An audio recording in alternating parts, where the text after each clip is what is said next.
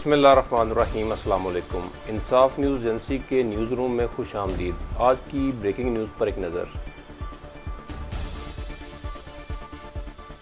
تحریک لبیک سے معاہدوں کا وزیراعظم کو علم تھا، وزراء جھوٹ بول رہے ہیں، نور الحق قادری کا الزام۔ وفاقی وزیر مذہبی امور نور الحق قادری نے کہا ہے کہ جو وزراء کہہ رہے ہیں کہ وزیراعظم کو معاہدے کا علم نہیں تھا، وہ جھوٹ بول رہے ہیں۔ وزیر اعظم عمران خان سے علماء اور مشائخ کی ملاقات کے بعد نور الحق قادری نے وفد کے ہمراہ پریس کانفرنس کی۔ انہوں نے کہا کہ موجودہ صورتحال کے حل کے لیے 12 رکنی کمیٹی بنا دی ہے۔ علماء نے صورتحال کے حل کے لیے بھرپور تعاون کی یقین دہانی کرائی۔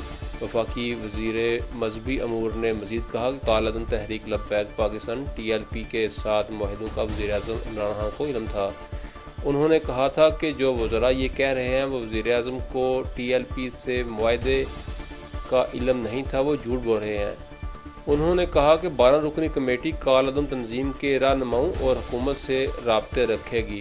اس موقع پر صاحبزادہ حامد رضا نے کہا کہ حکومت نے TLP کے مارچ پر تشدد نہ کرنے کی یقین دہانی کرا دی۔